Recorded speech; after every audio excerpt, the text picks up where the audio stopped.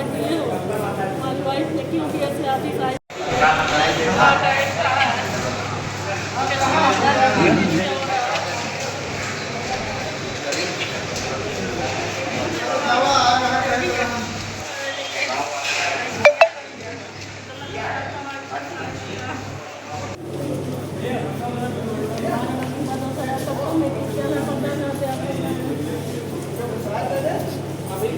बचा लीजिए लेकर आए हैं वहाँ पर ऐसे मांग रहे हैं जान कराने चले गए और ये जान बहुत खतरा है ढाई साल से आए हैं ढाई साल से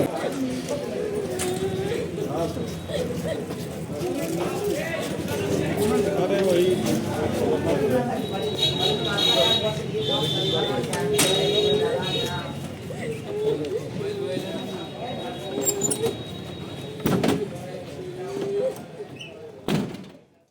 जो है टच किए गलत करते हुए कम पता चला इसलिए मैं ज़्यादा एडवांस को लेकर मैं सतर्क रहती थी कई बार मैं शिकायत की कई जगह की कोई सुनवाई नहीं हुआ जांच अधिकारी बदलने के लिए क्या हुआ? जांच अधिकारी भी ऐसे ने उन्हीं को बुलाया है जो अभिषेक सिंह के नेता है जो उन्हीं के हक में काम किए थे सन 2018 में नौकरी पाई संजय सिंह जो लिखे हैं संजय पांडे नहीं तो आज बीएसए ऑफिस आप लोग गए थे, क्या बात हुई? बीएसए से क्या बात? मैंने कहा आप इनको बताइए मैं उसको जांच में लिख दूँ। मैंने कहा जो इनको लगाएंगे जांच से मुझे कभी नहीं मिलेगा सर मुझे इंसाफ कभी नहीं मिलेगा।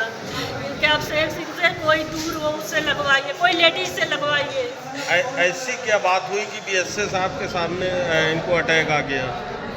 बात ये बोले अभी ऐसे सर ने बोला कि मैं अटैचमेंट दिया तो सब कुछ नहीं कर पा सकता हूँ इसलिए इनको अटैक और ज़्यादा ये सोचते ही इनको दर्द उठा है ये सर ने यही शब्द सुनते ही सर ने कहा मैं नहीं करा सकता मैं नहीं अटैचमेंट दिया था सर मेरे हाथ में नहीं है। बीएसए को तो पहले से भी जानकारी होगी कि इनकी तो लग रहा है कि पहले से जानकारी है। एक लोग बगल में थे विजय नाम के वो बोल रहे हैं आप कैसे ऐसे अचानक कैसे उन्होंने घुमा फिरा के उल्टी कहने की गलती दे रहे हैं। विजय नाम है बगल में विजय नाम के हैं मोटे मोटे हैं। मैंने कहा आप बस करिए मैं यहाँ बोला कि मेरी गाड़ी चलो एम्बुलेंस मैं कहा नहीं मेरे पति जान का खतरा है। अभिषेक सिंह का दबाव है अर्जिया खातून नेता इनका ऐसे जगह जांच कराया जाए स्कूल में जिससे मुझे इंसाफ मिल सके।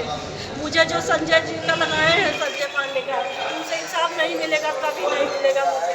कोई लेडीज मैन का लगाए कोई लेडीज भी ऐसे अधिकारी का लगाए तभी जो है मैं संतुष्ट रहूँगी नहीं जब ये जांच को दबा देंगे। मेरे पति जान का खतरा बोले कैसे बोले हो भी ऐसे आप तुम्हारी पत्नी ने पर्चा क्यों दिया ऐसा क्यों किए हो तुम।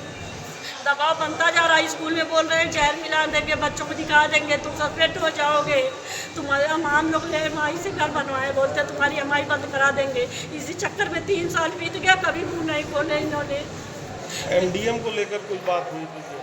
एमडीएम को लेकर ये ज़बरदस्ती बोलते थे कि मुझे चाय लाइट चाहिए कॉफ़ी चाहिए तो ये बोले कि मैं अपने जेब से कभी नहीं दे पाऊँगा 3 साल तक पिलाते पिलाते थक गया हूँ। उन्होंने कहा मुझे एमडीएम दो मैं चाय नहीं कॉफ़ी दूंगा सबको स्टाफ में। जी प्रकरण ये है कि कल उनकी पत्नी शिक्षक की जो है हमारे यहाँ आई थी उन्होंने एक प्रार्थना पत्र दिया जिसमें बताया कि विद्यालय में उनके पति को प्रताड़ित किया जाता है तो उसके संबंध में कल जो है खंड शिक्षा अधिकारी को जांच हेतु निर्देशित कर दिया गया था आदेश निर्गत कर दिया गया था।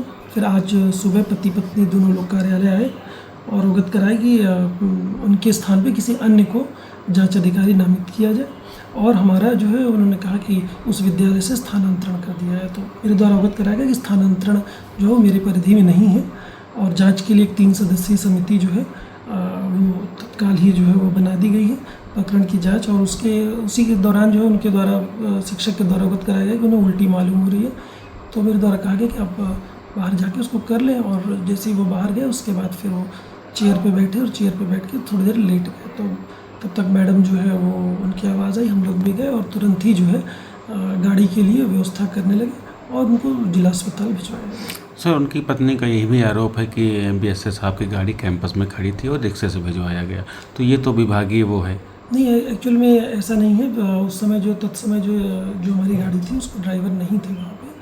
तो और दूसरी चीज़ ये थी कि हम लोग गाड़ी निकलवा रहे थे वहाँ कई गाड़ियाँ रहती हैं तो गाड़ी निकालने में दिक्कत होती है तब तक हम लोग गाड़ी निकलवा रहे थे और साथ में एक और भी ऑटो भी आ गया, तो तत्काल हम लोगों ने, चूँकि इस प्रकार की उसमें देर नहीं करनी चाहिए, तो तत्काल हम लोगों ने भिजवा। सर उनका ये भी आरोप है अगर कोई मेरे पति के साथ घटना अगर ऐसी होती है तो समस्त जिम्मेदारी शिक्षा विभाग की होगी, तो उस पर क्या सर? जी देखिए कि जैसे ही मामला संज्ञान में है, हम लोगों ने तत्काल जांच के लिए निर्देश दे दिए हैं और जांच की आख्या आते ही जो भी अगर दोषी होगा तो उसके खिलाफ नियमानुसार कार्रवाई की जाएगी। जिस पे आरोप लगाए गए हैं उनको कुछ उनके ऊपर कार्रवाई की गई अभी तक की नहीं? जी कल ही ये संज्ञान में प्रकरण है, कल ही उनके द्वारा जो प्रार्थना पत्र दिया गया है, तो अभी जांच जो है होगी, तत्काल जांच कराने के लिए निर्देश दे दिए गए हैं। तो जैसे ही जांच पूर्ण होती है, जो भी उसमें दोषी पाया जाएगा उसके लिए नियमानुसार कार्रवाई। सर उन्होंने एक विशेष आरोप लगाया जो जातिगत की हम पिछड़ी जात से हैं, हरिजन जात से हैं, तो उसको लेकर जो अभिषेक जी और कई और लोग जो हैं वो भी ताने कसते हैं और चाय भी नहीं अगर दिया जाता है, रसोईया देता है तो उसको कहा जाता है कि ये हरिजन को क्यों चाय दी जाती है। तो सर क्या अभी जातिगत ये चल रहा है क्या सर? देखिए चूँकि कल ही ये प्रकरण संज्ञान में आया है और मामला जांच में, तो अभी फ़िलहाल मेरे लिए कुछ कहना उचित नहीं होगा। जैसी जांच पूर्ण हो जाती है और उसमें जो भी तथ्य आएंगे, जिसकी भी गलती आती है उसके खिलाफ नियमानुसार कार्रवाई की जाएगी। हमसे जुड़े रहने के लिए हमारे YouTube चैनल को सब्सक्राइब करें और नई वीडियो की नोटिफिकेशन के लिए बेल आइकॉन को दबाएं। अगर आप ये वीडियो Facebook पर देख रहे हैं तो लाइक जरूर करें और ज्यादा से ज्यादा शेयर करें। धन्यवाद।